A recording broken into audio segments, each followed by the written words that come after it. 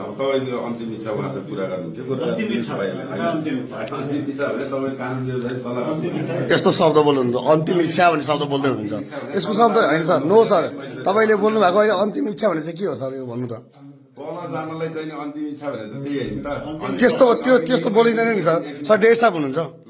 अन्तिम इच्छा भन्ने हुन्छ सर एउटा पक्राउ गर्न आएको मान्छेलाई अन्तिम इच्छा भन्ने हुन्छ लागि त त्यही त त्यस्तो हुँदैन नि सर त्यस्तो हुँदैन नि सर बोली त के सुधार सर अन्तिम इच्छा एउटा होइन अदालतले दिएको आदेश अदालतले दिएको आदेशलाई अन्तिम इच्छा भन्यो सर एउटा डिएसपीले एउटा पक्राउ गर्न आएको व्यक्तिलाई अन्तिम इच्छा भन्दै हुन्छ उहाँले आजलाई चाहिँ तपाईँहरूले चाहिँ एकचोटि कानुन व्यवसाय सल्लाह गरेर जान्छु भनेर भने होइन अन्तिम इच्छाको अर्थ के हो देशा हजुरको नाम के हो अरे हजुरको नाम होइन नाम त भन्न मिल्यो नि सर देशा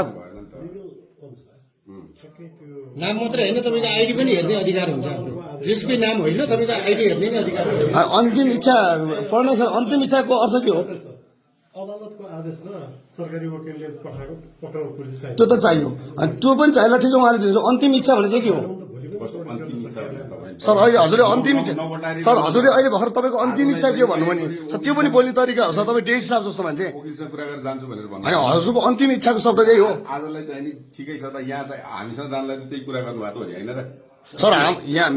हाम्रो सभापतिज्यूलाई तपाईँहरूले पक्राउ गरेर आउँदै हुन्छ अन्तिम इच्छा भनेको के हो त सर त्यो तपाईँले नपटाएर सर नपटार्नु भन्ने कुरै होइन नि सर